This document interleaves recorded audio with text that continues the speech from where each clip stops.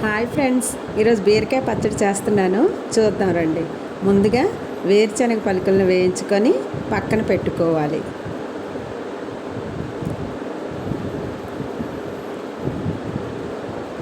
అవి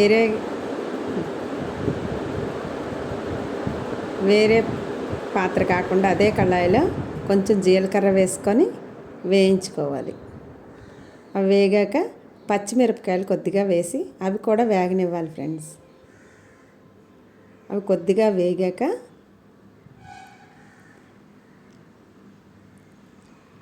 బీరకాయ ముక్కలు వేసుకోవాలి ఫ్రెండ్స్.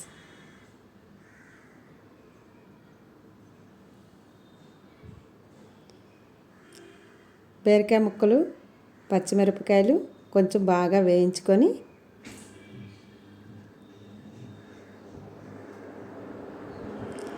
కొంచెం ఉప్పు పసుపు వేసి టమాటా కూడా వేయాలి ఫ్రెండ్స్.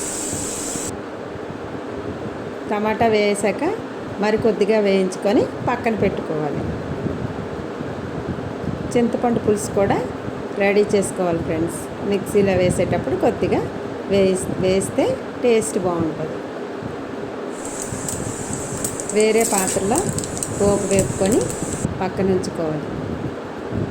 పోపు దినుసులు వేసుకొని ఇంగు వేసుకొని పక్కన పెట్టుకోవాలి. మిక్సీలో వేరుశనగ గుళ్ళు, మనం వేయించుకున్న బీరకాయ టమాటా గుజ్జు వేసుకొని కొంచెం చింతపండు పులుసు యాడ్ చేసుకొని మిక్సీ పట్టుకోవాలి ఫ్రెండ్స్. అంతే, ఎంతో టేస్టీగా ఉండే బీరకాయ పచ్చడి రెడీ. ఇందులో పోపు కలుపుకొని తినటానికి సిద్ధం చేసుకోవాలి ఫ్రెండ్స్.